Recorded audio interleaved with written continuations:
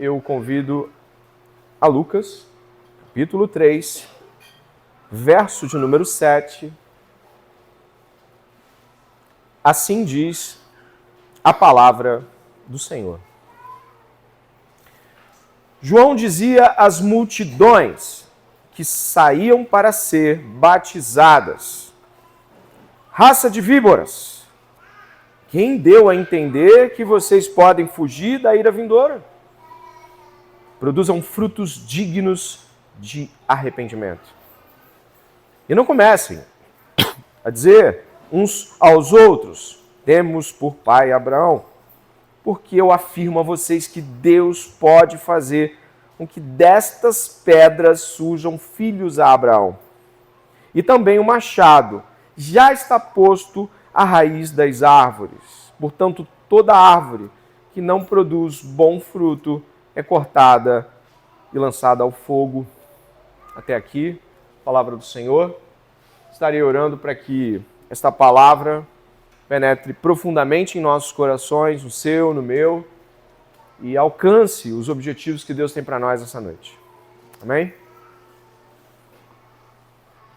Senhor, nosso Deus, nosso Pai, nos apresentamos aqui neste dia de domingo, dia de ressurreição, clamando ao Senhor que esta palavra que vai ser pregada, o ensino que vai ser dado da Tua parte, venha, Senhor, em nossos corações a trazer grandes mudanças.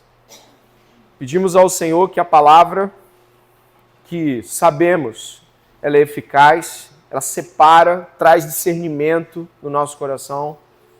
Que essa palavra, Senhor, faça a obra que veio fazer, que não criemos obstáculos a Deus. E mais do que isso, que o nosso coração esteja interessado, aberto, disposto a Te ouvir, Pai. Se não está até agora, Te pedimos, quebranta-nos para que possamos ouvir a palavra na disposição correta. Assim oramos, em nome de Jesus. Amém.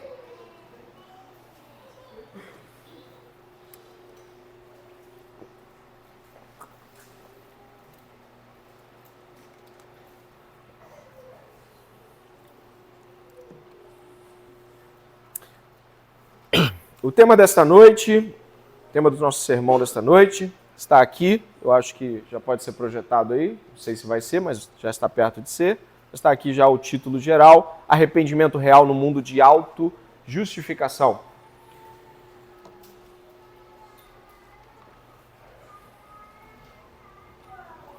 Você já ouviu estas frases que eu vou lhe falar agora?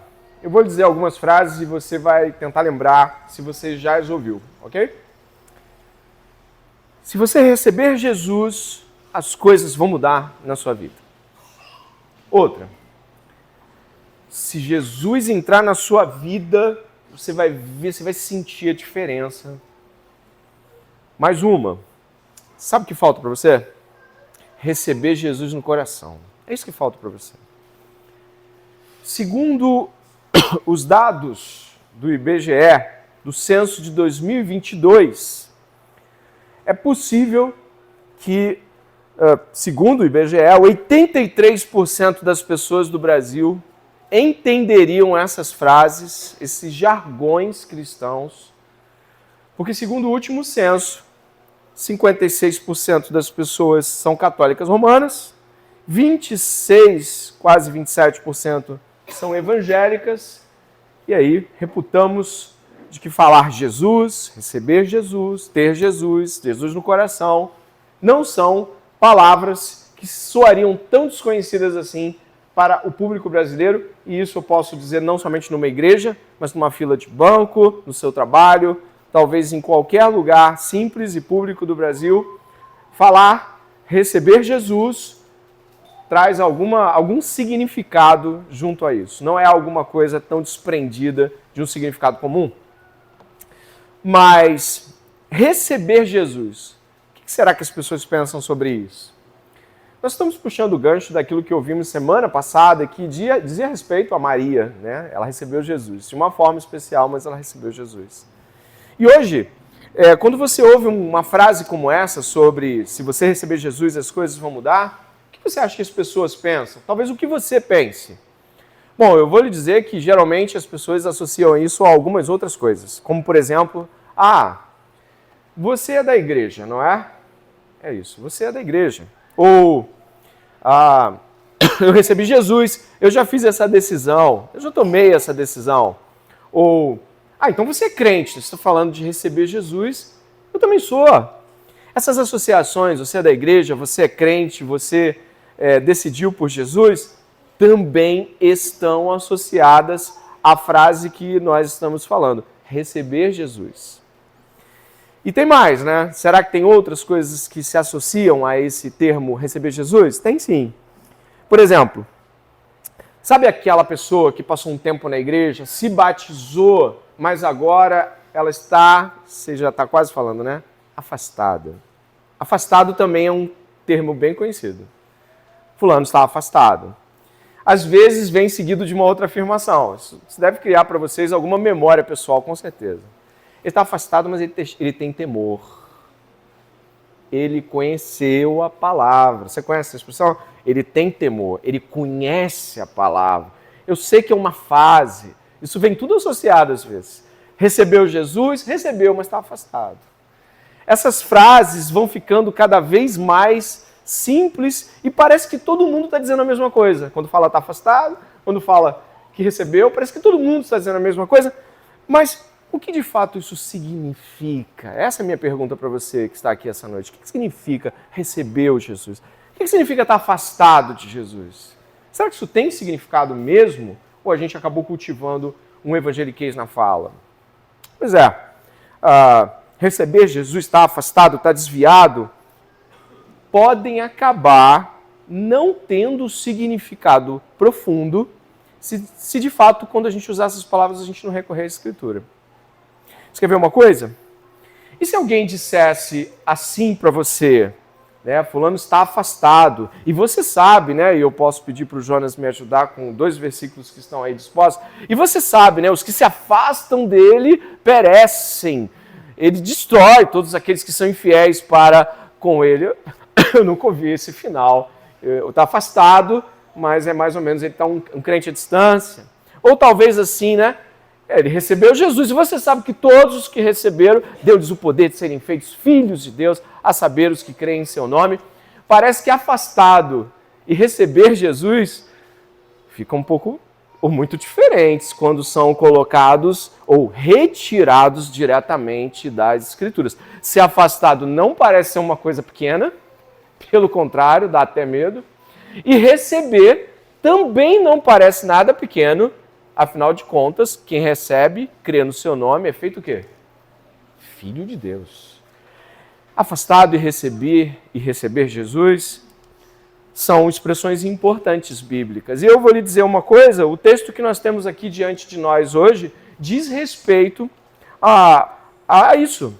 E quer seja você alguém que já recebeu Jesus, está certo disso, ou está se aproximando da palavra, talvez você esteja vindo aos cultos já há alguns dias, está começando a pegar a Bíblia, ou alguém está falando de Bíblia para você, quer seja você alguém que já recebeu Jesus e tem certeza disso, ou você que está se aproximando dele.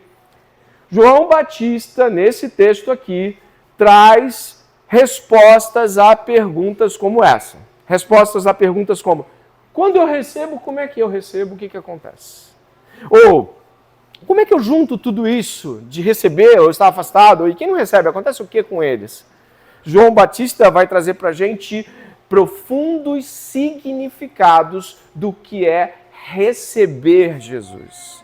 E ele vai fazer isso aqui, né, através da narrativa de Lucas. Nós vamos encontrar aqui, observe na sua Bíblia, do verso 7, principalmente do verso 7 até o verso de número 18, afirmações muito profundas em que o profeta João Batista, né, o último profeta da velha aliança, do Antigo Testamento, apesar de estar no Novo, ele é o último profeta que está no Antigo Testamento. João Batista está falando sobre a chegada de Jesus e como é receber esse Jesus. É disso que nós vamos falar essa noite, é sobre isso. E eu espero que você esteja mais do que aberto a reconhecer as realidades bíblicas, mas possa medir, perceber o teu receber Jesus e o receber a Jesus bíblico. E isso é importante demais para nós essa noite. Portanto, nós vamos mais uma vez ao texto bíblico, e dessa vez eu vou recorrer a cada um de vocês para me ajudar a leitura. Nós vamos ler o verso 7 e no verso 8 vocês vão ler comigo. Vamos lá. Eu começo. João dizia às multidões que saíam para ser batizadas, raça de víboras. Quem deu a entender que vocês podem fugir da ira vindoura? Por favor. Produzam frutos dignos de arrependimento e não comecem a dizer uns aos outros: temos por pai Abraão, porque eu afirmo a vocês que Deus pode fazer com que destas pedras surjam filhos a Abraão. Muito bem. O que nós temos aqui é João Batista. Ele é um personagem bíblico extremamente importante por diversos aspectos. Os versos anteriores, eu peço que você possa olhar para esses versos anteriores, vão falar que João Batista, no verso de número 4, é chamado a voz do que clama no deserto. João Batista, como nós já lemos Lucas, nesses dias, a igreja tem se preparado para isso, João Batista vivia nos desertos. E, de fato, de lá procede o seu clamor. Ele foi gerado de modo extremamente miraculoso. Seus pais eram velhos, sua mãe era estéril. E João Batista nasceu tendo uma missão dada por Deus de que ele fosse o porta-voz, o preparador da chegada de Jesus. Ele é essa voz que está clamando. E o primeiro ponto aqui sobre este homem que prepara a chegada de Jesus é este. Eu gostaria que você pudesse ver o primeiro ponto aqui, preparando o caminho. Jesus é o rei.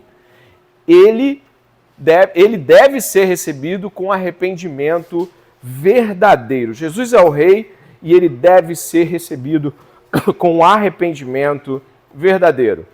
O texto que acabamos de ler vai falar que João Batista está pregando as pessoas e batizando pessoas. E essas duas coisas vão ser expostas aqui. A primeira coisa que ele está fazendo aqui é uma dura repreensão. Olhe, por favor, para as Escrituras. No verso 7, ele vai estar falando que as pessoas são raças de víboras. Multidões estavam vindo, é claro, existe um misto de povo aqui. Se você observar o texto em sua completude, você vai ver que há aqui, no verso de número 12, por exemplo, há publicanos, que são judeus que cobravam imposto para Roma. Há também no verso 14, soldados. Os soldados eram romanos. Você tem aqui, então, ou prosélitos, que são romanos, os judeus que vêm para o judaísmo, ou talvez até gentios, né? Os comentaristas bíblicos vão ficar assustados e aturdidos ao perceber que a proclamação de João pode ser uma proclamação onde até mesmo quem não era o povo chamado estava vindo para se aproximar disso. Mas a verdade é de que o que João está proclamando é diferente das pessoas que vieram antes deles. João está fazendo a seguinte proclamação. Dê uma olhada aqui para que você possa perceber.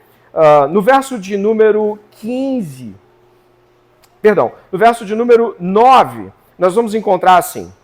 E também uma fazer, ele respondeu, quem tiver 2 túnicas, reparta com quem não tem. E quem tiver comida, faça o mesmo. Também alguns publicanos chegaram para ser batizados e perguntaram a João, mestre, o que devemos fazer? Ele respondeu, não lhe respondeu. Quem tiver 2 túnicas, reparta com quem não tem. E quem tiver comida, faça o mesmo. Também alguns publicanos chegaram para ser batizados e perguntaram a João, mestre, o que devemos fazer? Ele respondeu, não cobrem mais do que o estipulado.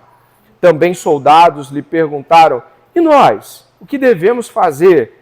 E ele lhes disse, não sejam prepotentes, não façam denúncias falsas e contentem-se com o salário que vocês recebem. Dentro dessa realidade, você consegue perceber que João está falando das pessoas e especificamente tocando em pecados. Sim, o que João está fazendo aqui é tocando em pecados. E aí você fala, mas o que ele veio fazer? É isso que ele veio fazer? João veio falar dos pecados das pessoas na cara delas? Não, não é bem assim não. Os versos anteriores ali mesmo no verso 3. Dizem que ele percorreu toda, né, a palavra de Deus diz que ele percorreu toda a região nas imediações do Rio Jordão, pregando batismo de arrependimento, repare só, para exposição de o que João fará é algo extremamente peculiar e diz respeito a como mensageiros e comitiva de um rei eram enviados por esse rei para que as estruturas pudessem ser propícias para o rei vir. Isso aqui é digamos assim, uma coisa comum naquele período e também foi comum no período romano. Aqui Isaías é anterior, mas também no período romano, no período grego. O que acontecia é que se um rei ia estar em uma exposição de o que João fará é algo extremamente peculiar e diz respeito a como mensageiros e comitiva de um rei eram enviados por esse rei para que as estruturas pudessem ser propícias para o rei vir. Isso aqui é digamos assim, uma coisa comum naquele período e também foi comum no período romano. Aqui Isaías é anterior, mas também no período romano, no período grego. O que acontecia é que se um rei ia estar como aquele que prepara as condições, pavimenta as estruturas de estrada para que este rei venha. Mas por que talvez o texto não pode ser mais claro, dizer assim, logo rei? É porque as pessoas entendem estas frases na época. Nós é que precisamos ter um sermão que nos explique que aplainamento de lugares, outeiros arrebaixados é sobre reis. Eles já entendiam, eles não precisavam ser explicados do que eles viam como aquele que prepara as condições, pavimenta as estruturas de estrada para que este rei venha. Mas por que talvez o texto não pode ser mais claro, dizer assim, logo rei? É porque as pessoas entendem estas frases na época. Nós é que precisamos ter um sermão que nos explique que aplainamento de lugares, outeiros arrebaixados é sobre reis. Eles já entendiam, eles não precisavam ser explicados do que eles viam no dia a dia. Nós sim. Então João está aqui como uma resposta profética de Deus, preparando a chegada do rei. Que rei? O rei Jesus. Jesus é o rei de quem João está preparando caminhos. E esta é a primeira e objetiva e clara percepção que devemos ter do que João está fazendo. João está preparando a chegada desse rei. E aí você diz, então, entendi, ruas, estradas, lugares difíceis de chegar, sim. Mas se você observar o verso de número 3, vai dizer que ele está pregando o batismo de arrependimento para a remissão de pecados.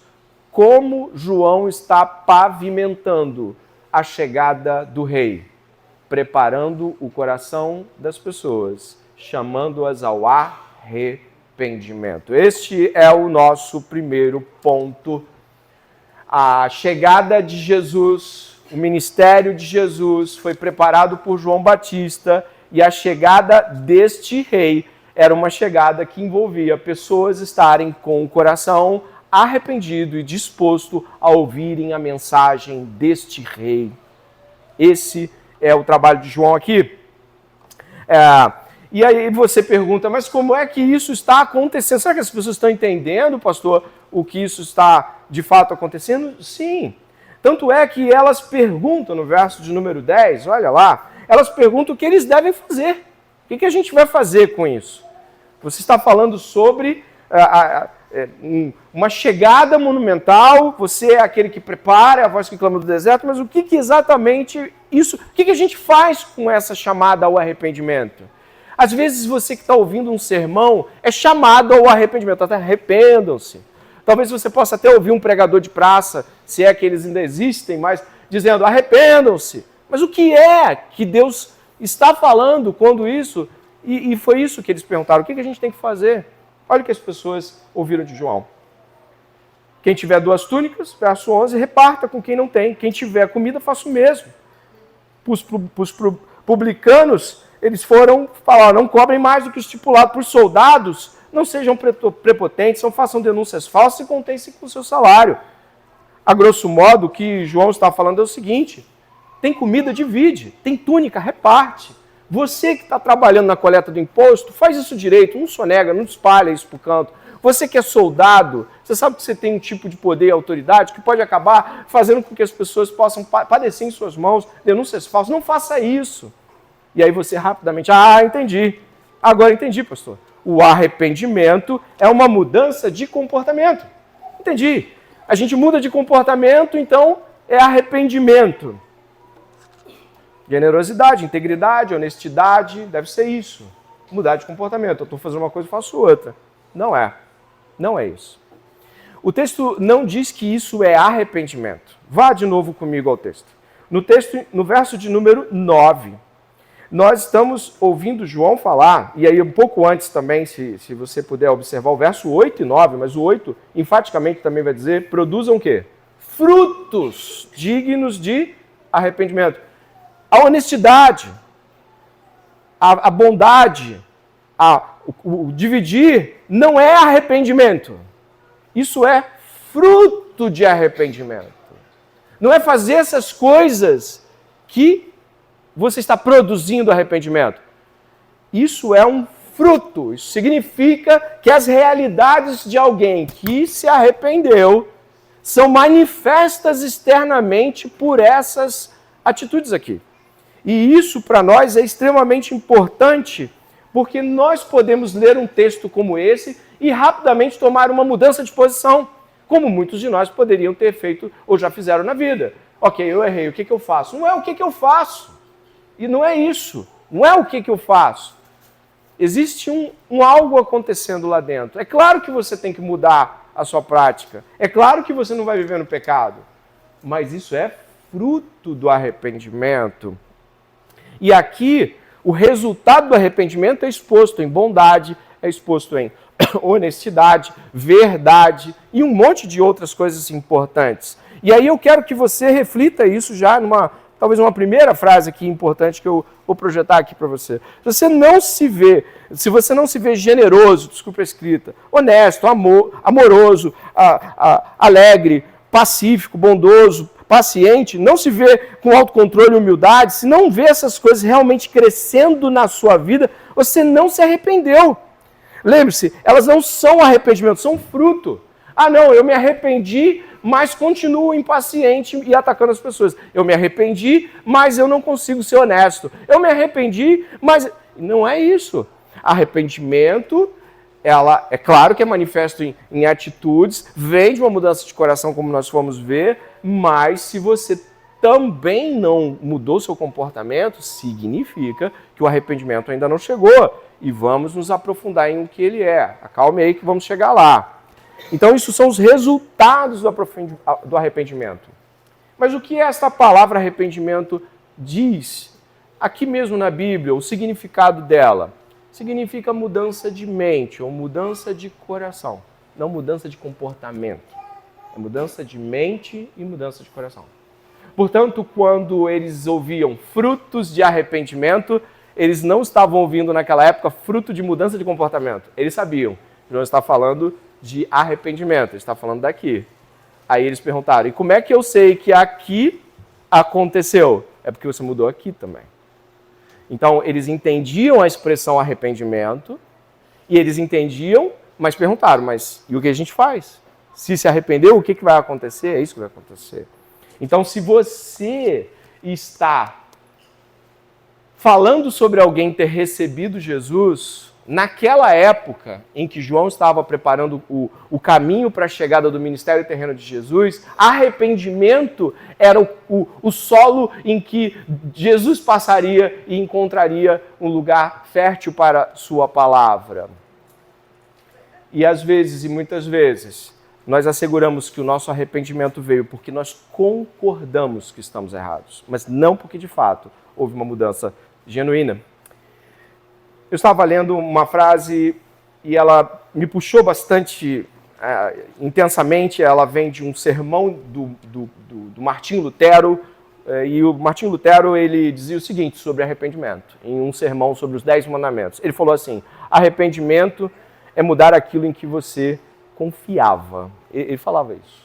Lutero explicava isso para as pessoas que não entendiam como arrependimento poderia ser.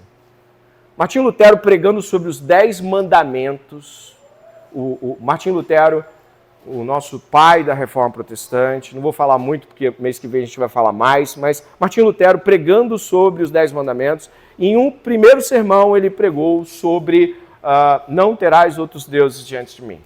Ao pregar sobre este mandamento, Lutero disse que isso dizia respeito, e aí eu vou ler aqui o que ele disse, né? Ele falou que isso significa que você não deve depositar sua confiança última em nada além de Deus. Não deveria haver nada que lhe desse mais esperança ou confiança do que Deus. E Lutero dizia o seguinte, de que quando alguém se arrepende, ela deixa de confiar no que ela confiava, ela deixa de confiar em quem ela confiava, e então ela se lança em confiança em Deus. É isso que nosso irmão Lutero dizia sobre pessoas arrependidas. Não é a única definição que podemos ter de arrependimento, mas essa diz respeito a um aspecto que envolve nossos corações. Em suma, não deve haver nada que deixe com que eu me sinta melhor e mais feliz do que eu ter Deus. Não deveria ser nada nesse mundo que me deva dar mais satisfação do que ter Deus, do que confiar em Deus. Nada deveria ser mais significativo para a nossa vida, nem a aprovação de pessoas, nem a felicidade conjugal, nem as aspirações que podemos ter nesse mundo, sua carreira, aclamação pública, aprovação da crítica, seja lá o que for. Nada deveria te impactar mais e ter em você um impacto maior do que quando você está confiando em Deus. E aí Lutero dizia que quando nos lançamos em confiança em Deus, isso supera todas as outras relações com coisas ou pessoas, e de impacto nós temos um senso completo de existência. E aí não confiamos mais no pecado. A gente não confia mais de que pegar esse dinheiro por fora do que é cobrado é garantia de alguma coisa. A gente não confia mais nessa garantia. A gente não confia mais de que achacar pessoas, tirar valores dela, se um policial ele ouve isso e ele está vivendo uma vida corrupta, ele vai, obviamente, confiar de que Deus é sustento para a vida dele, confiar de que ele não precisa se misturar com outras pessoas que dentro da sua realidade policial podem estar cometendo atos ilícitos. Se alguém que está ouvindo isso aqui e pensando sobre confiança, pode, por exemplo, é alguém que pode fazer uma aposentadoria privada? Pode. É alguém que pode estar preocupado com a educação dos seus filhos. Essa escola é melhor do que essa? Sim. Mas é alguém que, apesar de todas essas realidades de prudência da vida, ela não está ansiosa se essas coisas vão dar segurança a seus filhos, a si mesmo. Elas não ficam pensando que, e se daqui a 20 anos um banco que eu deposito falir? Elas não criam ansiedades com projeções futuras porque confiaram em Deus, não confiaram no banco. Confiaram em Deus, não confiaram na sua escolha pela escola. Isso não exclui a prudência. Só que o impacto que tem as relações comuns de confiança em uma vida com Deus são outros. Arrepender-se deve ser confiar em Deus. Eu sou pai, às vezes eu fico perturbado se eu estou dando a educação da melhor maneira e às vezes eu fico... Mas quando eu começo a ver que o meu coração já está começando a depositar confiança na própria educação que eu dou, é porque eu já estou fazendo um Deus educação e eu preciso me afastar dele. Eu preciso me afastar dele. Eu preciso me afastar de projeções que levam à ansiedade, porque esse tipo de coisa tem a ver com o fato de que a confiança está se afastando de Deus e está confiando nas suas escolhas. Certa vez, John Piper, falando sobre eclesiologia, o pregador batista John Piper disse sobre faça planos, faça estruturas, mas não confie nelas. E isso é importante para todos nós aqui, porque todos nós aqui estamos fazendo planos, Deus está nos dando condições de fazer coisas, trabalhar em coisas, pensar em coisas, mas quando esse trabalhar, ele começa a tirar de nós o sossego, começa a roubar de nós coisas que são preciosas, começa a mexer com nossas estruturas, pode ter certeza, isso saiu do lugar. isso precisa voltar para o lugar imediatamente. E é assim com tudo. Sabe, se você for olhar o Instagram, eu estou meio fora dele esses dias, mas nada contra ele em si, mas se você for olhar o Instagram, as pessoas vão vender sucesso para você de todas as formas. Sabe, você que é uma mãe, por exemplo, que quer fazer um bom trabalho com seus filhos, você, de repente você tem que ser uma mãe, eu tenho umas coisas aqui, você tem que ter você tem que projetar para os seus filhos várias atividades extracurriculares, você tem que ter uma alimentação orgânica, uma casa impecável, uma carreira brilhante. Meu Deus, essa mulher vai ficar louca, porque nós somos imperfeitos, as coisas não funcionam assim. Isso não significa não buscá-las, mas significa como buscá-las, como vivê-las, como viver no mundo de Deus, confiando em Deus e não nas coisas. A pressão acadêmica, profissional é muito grande. Sabe, tem gente que parece que não percebe, mas deixa claro de que acredita que o sucesso vai vir todo aos 25, 26 anos, vai estar tudo pronto, tudo perfeito. E se passar disso é porque alguma coisa deu muito errado. É um tipo de confiança no sucesso, excluindo os caminhos de Deus. E é claro que Deus quer que você estude e trabalhe com excelência, mas confie que o time disso é de Deus, não é teu.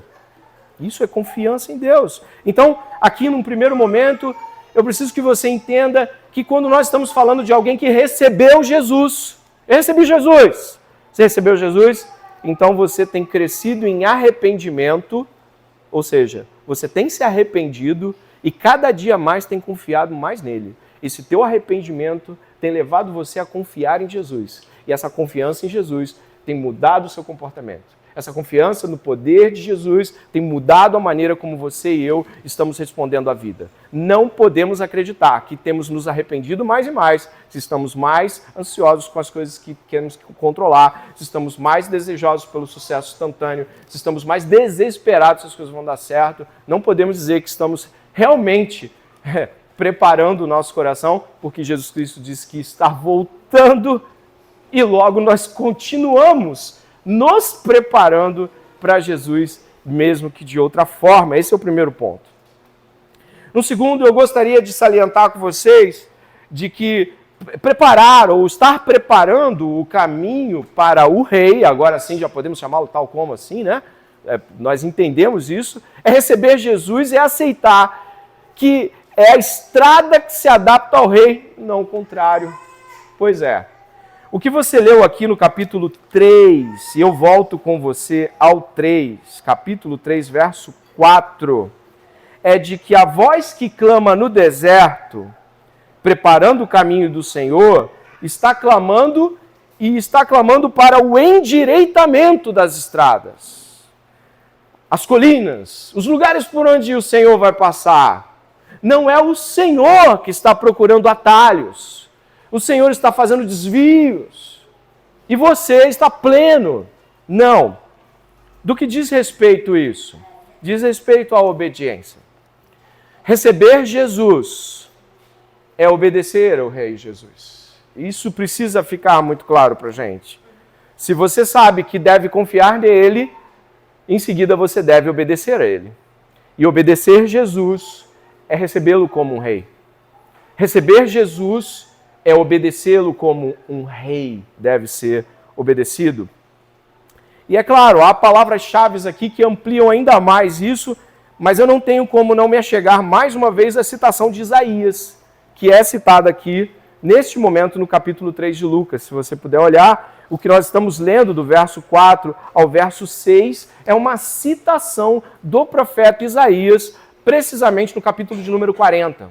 Essa citação do profeta Isaías diz respeito ao fato de que Deus enviaria um mensageiro, ele estaria preparando o caminho e preparando o caminho do Senhor. E o nome Senhor, que está escrito no Velho Testamento, no livro do profeta Isaías, é Yahvé, o Deus da aliança.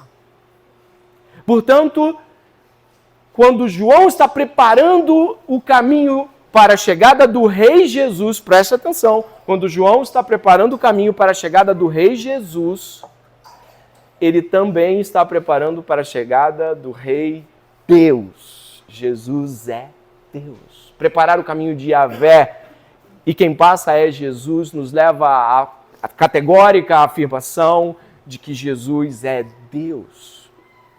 A cristandade, desde os seus primórdios, crê na doutrina da Trindade. Significa que Deus é um só, mas se revela nas três pessoas do Pai, do Filho e do Espírito Santo, pessoas distintas, de igual substância. Jesus é Deus. Ué, e daí? Como devemos obedecer a Deus? É sobre isso aqui agora. Rei, Deus, Senhor.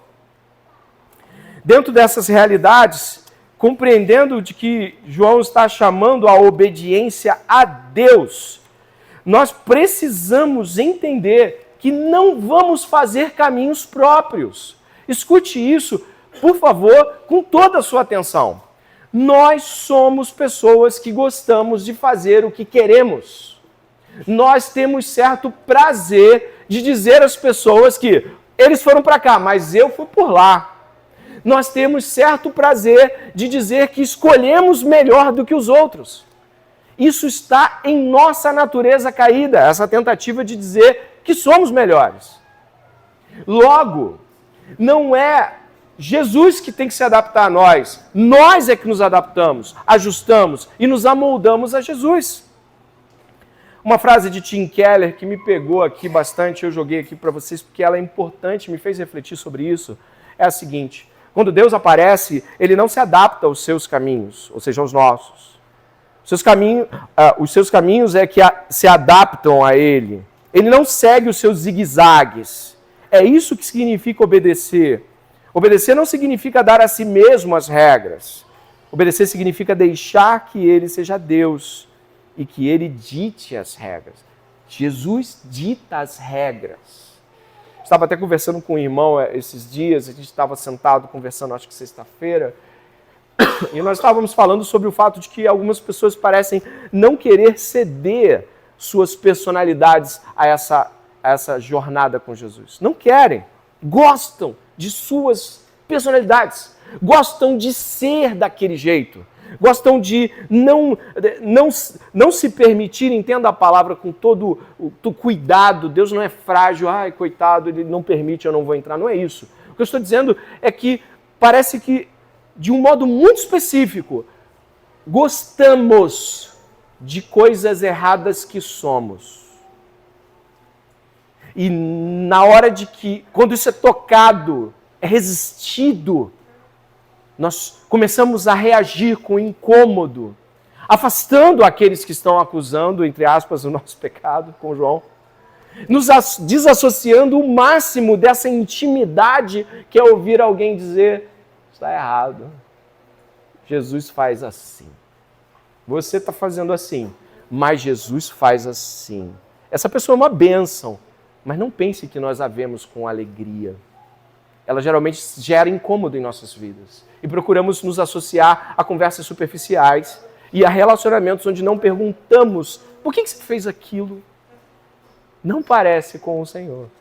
Nós buscamos nos afastar de figuras como João, e é isso que fez. O que Herodes fez com ele?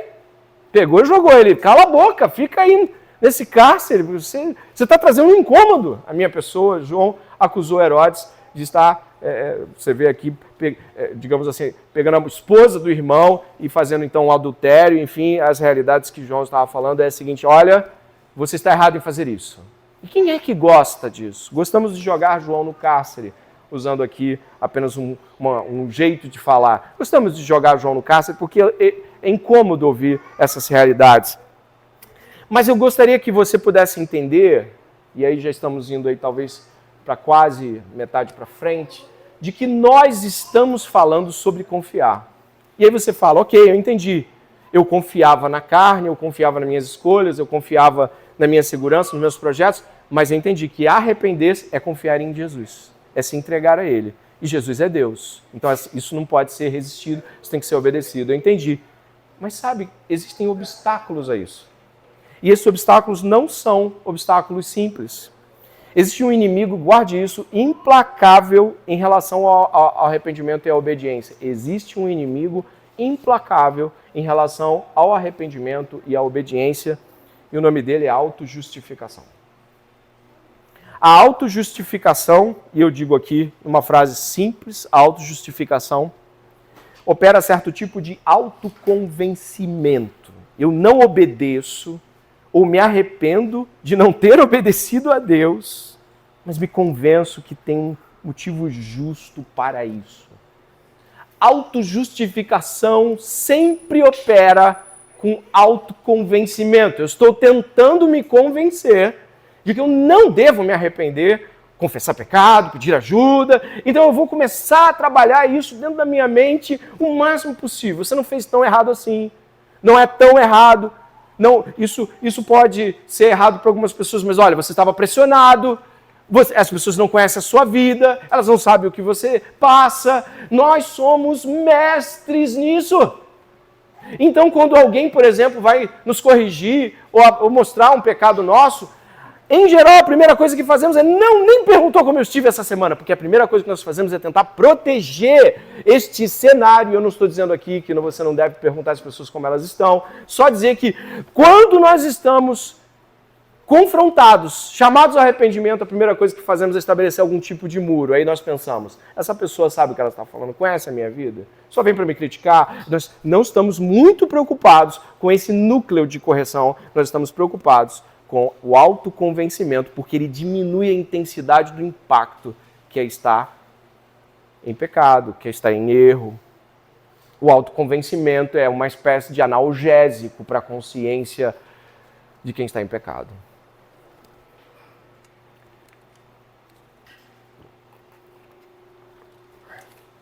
Nós somos especialistas em nos convencer. Eu não sou perfeito, mas também não sou assim. Pelo amor de Deus, você está falando de um jeito que parece que eu sou um monstro. É isso que a gente faz. A gente está sempre tentando não ser um monstro. Pelo menos eu não sou. Você viu o que o outro fez? Eu estou aqui ainda. Eu ainda estou vindo ao culto.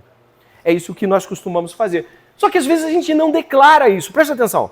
É importante você saber disso. Nem sempre vamos ter sermões sobre arrependimento. Não é sempre que você consegue ser sincero, e eu espero que você seja mais, de dizer assim, eu estou me protegendo. Por vezes, só queremos ganhar um tempo para ver se a coisa diminui de intensidade. E se você esquece e larga do meu pé. E aí, no final das contas, eu vou trabalhando com as minhas doses graduais de autoconvencimento. E quando nós formos conversar sobre isso, eu estarei bem menos aflito, porque eu já me convenci que não era tão grave assim. É pecado, mas não é tão grave assim. Olha, é pecado, mas não é tão grave assim. Consegue equilibrar isso? Eu não consigo, mas acho que a Bíblia não consegue mais ainda. Como somos especialistas para dizer a nós mesmos que essas coisas não são como deveriam ser, uma das coisas que a gente vai fazer é dar desculpa. Sabe, o Evangelho de Lucas, ele confronta a hipocrisia de uma maneira muito forte. Eu gostaria que você marcasse aí o capítulo 3, vamos voltar para ele, mas fosse comigo, por favor, até o capítulo 14, onde nós vamos encontrar essas realidades em Lucas. Lucas vai estar escrevendo alguns momentos de Jesus em lugares específicos. Então, em dado momento, Jesus ele vai estar confrontando pessoas que se sentam em primeiros lugares, que acham que são alguma coisa, que falam coisas, né? Nossa, né? Como coisas assim, né? Você repare ali no capítulo 14, verso 15, né? Eles estão elogiando Jesus, capítulo 14 de Lucas, verso 15. Ao ouvir tais palavras, um dos que estavam à mesa com Jesus lhe disse, bem-aventurado aquele que participar do banquete do reino de Deus. Eu não sei se você já leu os versos anteriores, mas os versos anteriores Jesus deu uma apagada de geral bonita no orgulho daqueles homens. E aí alguém levanta uma taça e diz assim, esse aí é bom demais, isso aí é de Deus, esse homem. E aí Jesus vai dizer assim no verso 16, Jesus, porém, respondeu, certo homem deu uma grande ceia e convidou muitos. À hora da ceia, enviou o seu servo para avisar os convidados, venham, porque tudo já está preparado. Mas todos eles, um por um, começaram a apresentar desculpas. O primeiro disse, comprei um campo e preciso ir vê-lo. Peço que me desculpe. Outro disse, comprei 5 juntas de bois e vou experimentá-las. Peço que me desculpe. O outro disse: casei-me e por isso não posso ir. O servo voltou e contou tudo ao seu senhor. Então, irado, o dono da casa disse ao seu servo: saia depressa para as ruas e becos da cidade e traga para cá os pobres, os aleijados, os cegos, os coxos. Mais tarde o servo disse: patrão, já fiz o que o senhor mandou e ainda há lugar. Então o senhor disse ao servo: saia pelos caminhos e atalhos e obrigue, preste atenção com essa palavra, todos a entrar para que a minha casa fique cheia, porque digo a vocês que nenhum daqueles homens que foram convidados provará a minha ceia. O que está acontecendo aqui? Essas pessoas estão se convencendo a si mesmas de que elas têm um motivo claro para não irem a este banquete. Esse banquete é o banquete do Pai, é o banquete da graça, é o banquete do vem ao reino, é o banquete do vem ao Senhor, é o banquete da salvação, é o banquete que aponta, obviamente, para aquilo que vai ser o final de todas as coisas. Mas você repara que elas dão desculpas. Escute isso. Eu fiz algumas anotações que eu preciso que você escute, por favor. Todas essas desculpas são razoáveis. É assim que a autojustificação funciona. Todas colocam outras coisas como prioridade absoluta sobre Deus. Todas assumem que a pessoa tem direito de decidir quando e como responder a Deus. Todas revelam que se consideram ocupadas demais ou importantes demais para o convite, sempre encontrando desculpas razoáveis para evitar a submissão total. Essa é a questão. A palavra de Deus não diz que nós podemos obedecer às vezes ou em parte, mas diz que quando o rei chama, é um venha e ponto. E é por isso que nós estamos aqui esta noite, talvez refletindo algumas coisas mais pessoalmente, porque eu não sei como você está pensando, mas eu tenho coisas aqui em meu coração em que Cristo está aplicando. E você está recebendo também a mesma palavra e está pensando em algumas coisas, onde você diz: faço depois, passo mais tarde, eu sei que eu tenho esse pecado. Mas enquanto ninguém descobrir, ou já descobriram, já até falaram, me deram bons conselhos, mas eu não vou voltar para colher mais, porque eu vou ouvir mais, eu vou ser mais confrontado. Então, pessoas como nós costumamos dar desculpas e altos convencimentos para que o nosso arrependimento não seja completo, para que a nossa obediência não nos traga transtorno, para que não venhamos a ficar por aí como aqueles que, puxa vida, eu acho que eu vou perder tudo em que eu confiava. E é sobre isso arrepender. Aquele que quiser ganhar a sua vida vai precisar perdê-la por amor de Jesus. Perder a vida é perder a confiança em si mesmo. Perder a vida é perder a confiança nos seus ídolos. Perder a vida por Jesus, amar Jesus, seguir Jesus. É parar de dizer que já sabe e aprender com Jesus. E aqui, tanto no capítulo 14, no verso 24, como você está vendo aí, porque já vamos voltar para Lucas 3, para o último ponto do sermão. Quanto Lucas 3, por duas vezes, e aí eu volto com você, nós temos algo que parece que quando nós estamos operando em modos autojustificatórios, nós esquecemos de que a condenação, o fogo, o final terrível e destruidor, são para aqueles que não se arrependem. Capítulo 3, mais uma vez, você vá comigo até lá, e você encontra, no verso de número 9, a afirmação de João de que o machado já está posto à raiz das árvores, julgamento iminente. Portanto, toda árvore que não produz bom fruto é cortada e lançada ao fogo. Está falando sobre condenação. No verso de número 17, vai falar sobre Jesus, e a gente ainda vai visitar melhor esse pedacinho, mas ele tem a pá em suas mãos para limpar a sua eira. Está falando de Jesus Cristo. E recolher o trigo no seu celeiro, porém queimará a palha num fogo que nunca se apaga. Quem é o que queima e o fogo não se apaga? Quem são aqueles que vão estar naquele dia? Será que, como disse o irmão hoje na escola bíblica, será que são pessoas que não conhecem o Senhor? Não estiveram num culto? Não estiveram ouvindo a palavra? Talvez fossem até batizadas? Discipuladas, por que não? Não. A classificação de Deus para aqueles que estarão queimando eternamente, longe do favor de Deus, é que são pessoas que não se arrependeram. Elas mantiveram confiança em si. Ao invés de se lançarem em Jesus Cristo, elas mantiveram a confiança em suas autoconfissões de justiça. E mantiveram até o fim. Você imagina essa história? Alguém exposto à bondade do Evangelho, mas que preserva, eu sei, eu estou certo, eu sei. Quando eu quiser, eu busco ajuda, eu sei o caminho, eu conheço as pessoas. Sabe, um monte de afirmações. Esse é o terceiro ponto. Preparando o caminho para o rei, é dizer que ele traz consigo fogo que nunca se apaga. E nós não podemos esquecer disso. Eu enfatizo isso mais uma vez. Essas histórias que nós ouvimos são maravilhosas. Sabe, quando você ouve Lucas 14, você vai ficando muito feliz, porque esse rei é muito bom. Ele pegou pobre, coxo, aleijado, botou tudo para dentro. Sabe, ele é bom. Você está vendo que ele tem uma boa disposição para amar quem nunca é amado por ninguém. Ele tem disposição para botar para dentro quem ninguém quer. A gente vê que ele é bom. Mas aí aparece fogo. Mas aí aparece, não vão entrar no meu banquete. Aparece algo que nós não queremos enfatizar. Nós não queremos mexer. Mas que foi isso que deu força a essas pessoas para perguntarem o que devemos fazer.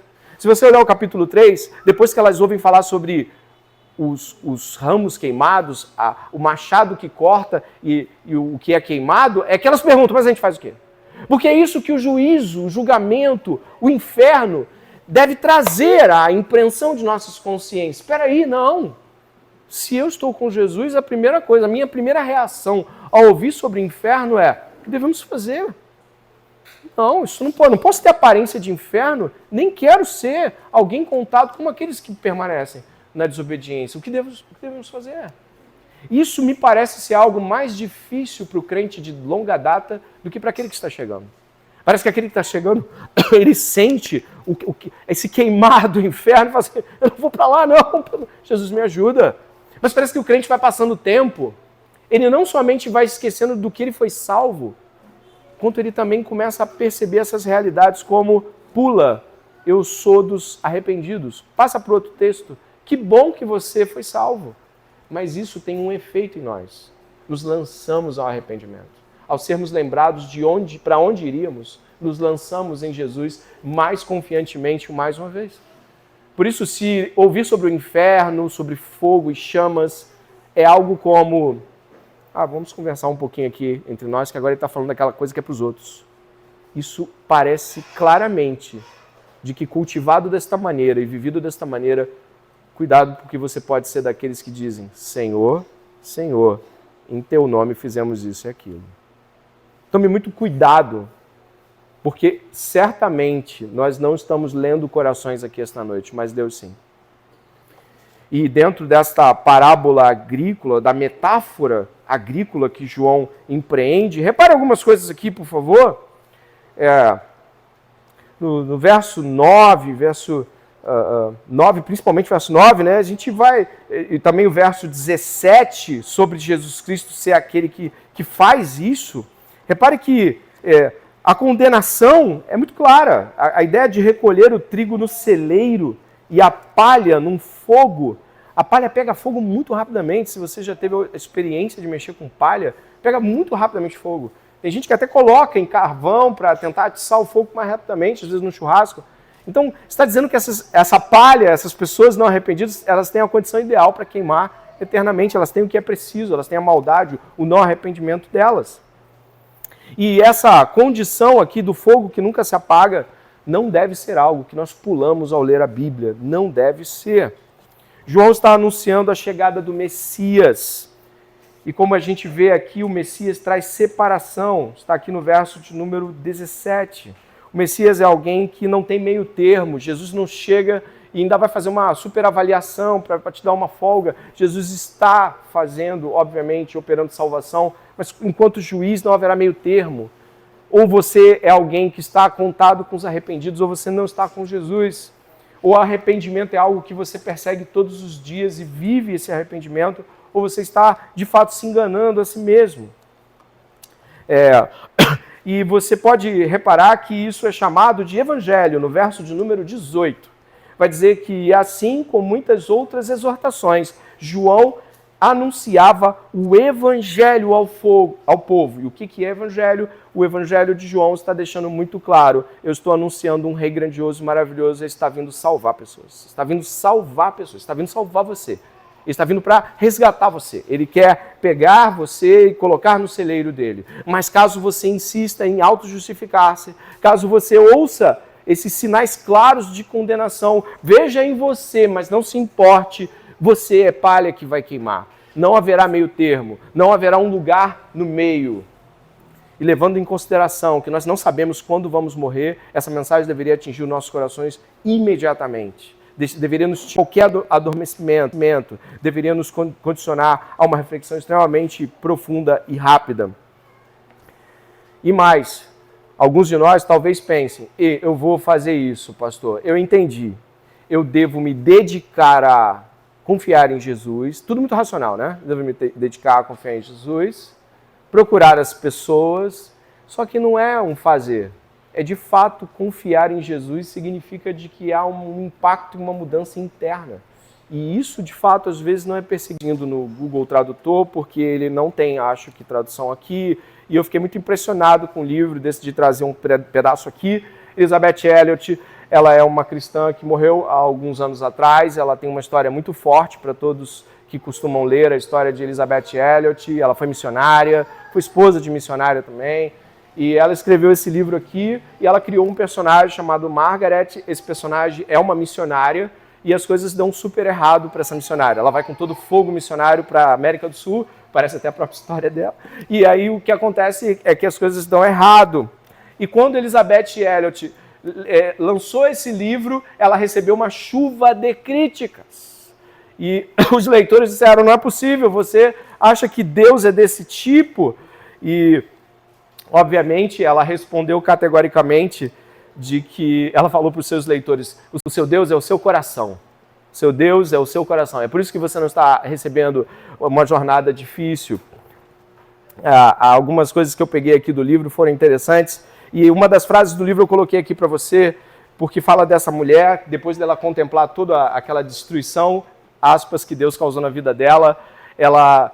Na visão aqui da Elizabeth, ela fala o seguinte, né, pela boca do personagem, se Deus fosse meu assistente, então ele me traiu. Mas se eu sou o seu assistente, todos esses problemas na minha vida me libertaram. Eu finalmente estava pronta para deixá-lo ser Deus. Você está disposta a fazer isso? Você está pronta para fazer isso? Até então você não preparou o caminho para o Senhor, mas agora confie, obedeça. E aí eu parafraseio aqui com mais uma frase para sua reflexão. Quando a tragédia, os sofrimentos e as desilusões destroem os nossos planos, Deus está quebrando a imagem esculpida que você e eu tínhamos dele, nos forçando a conhecê-lo como ele realmente é, e não como você e eu o imaginávamos. A partir daí, o arrependimento pode acontecer e Jesus pode ser recebido como ele realmente deve ser, como Senhor e Rei. O Senhor está quebrando a falsa imagem que temos dele, ao retirar todas as tentativas que temos de viver sem confiar no Senhor. Ele vai arrancando todas essas coisas. E eu garanto a você, nesta noite, de que todas essas realidades que você hoje ouviu sobre receber Jesus são reais. Recebemos Jesus quando o recebemos em arrependimento. Quando abandonamos a confiança no que nos dava segurança e nos lançamos em Jesus.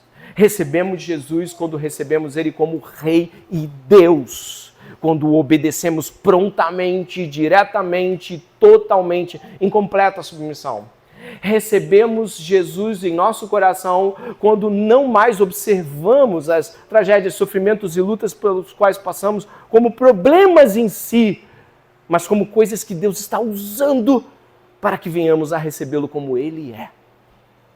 E que nessa noite, você e eu não fiquemos fugindo de confrontações, arrependimentos, mudanças, não fiquemos nos esgueirando, fugindo de pessoas que nos confrontam, não querendo ouvir a verdade acerca de como devemos nos conformar a Cristo. Eu apelo aqui como os pregadores faziam no século XIX, como Spurgeon fazia. Ele chorava em lágrimas, o pregador batista, apelando às pessoas que elas ouvissem aquilo e fossem na direção daquela pregação, e elas não somente ouvissem, e ok, ouvimos uma pregação, mas elas realmente entrassem dentro daquela realidade e dissessem: é sobre mim.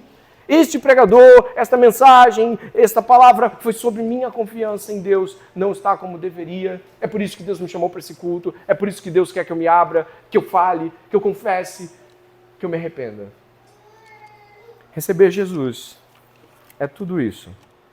É para além dos nossos jargões, é para além das nossas expectativas, é para que Ele seja conhecido como Ele deve ser. Ore comigo, por favor. Senhor, nós te agradecemos esta noite porque o Senhor nos deu um momento de confronto com a palavra de Deus. E ainda assim, Senhor, mesmo confrontados, nos lançamos em Ti mesmo. Porque devemos nos agarrar e confiar no Senhor nesta noite. Devemos confiar no Senhor a despeito das circunstâncias. Devemos confiar mais do que confiamos ontem. Fomos chamados à palavra, Pai, porque o Senhor nos chamou à confissão de pecados, nos chamou, Senhor, para coisas que nós não queríamos, nos chamou para entregar ídolos, entregar, Deus, modos de ser e viver que nos agradam, mas estão muito longe de serem a imagem de Deus em nós. Eu intercedo aqui por aqueles que estão lutando neste momento, lutando profundamente, tentando se autoconvencer de que o pecado não é tão grave assim. Eu oro, Pai, pedindo que ele ou que ela possa, nesse momento, pelo poder de Deus, não se convencer de que pecado é uma coisa pequena. Eu peço em nome de Jesus que ele ou ela que está lutando agora, Pai, e que sabe que precisa de ajuda, sabe que precisa do Senhor, sabe que precisa dos irmãos, não se esconda, não se esconda. Que venha, Senhor, porque nós estamos falando de coisas eternas. E para aqueles que te receberam e que já foram tornados filhos de Deus, Pai, eu peço que o Senhor opere um arrependimento crescente no meu irmão e na minha irmã, de tal maneira que possamos ver uma diferença muito grande com o passar dos anos. Possamos ver em nome de Jesus Cristo que ele, que ela não se conformou às suas próprias medidas de mudança, mas se lançou abertamente, Senhor, e se entregou a Jesus. Pai, eu peço que os crentes que estão presentes aqui se entreguem ao arrependimento, se entreguem a Jesus, a confiança em Jesus, confessem pecados, deixem, alcancem misericórdia, que haja um mover do Espírito Santo neste lugar, Pai, que vá para além daquilo que eu, ele, todos esperávamos. Pai, que haja uma inconformação com o pecado, um desprezo, um nojo do pecado e um desejo pela santidade, pela bondade, pelo amor. Senhor, transforma-nos nesta noite à imagem de Teu Filho. Assim, crendo que o Senhor pode e crendo que o Senhor já está fazendo, nós confiamos, nós oramos em nome de Jesus. Amém e amém.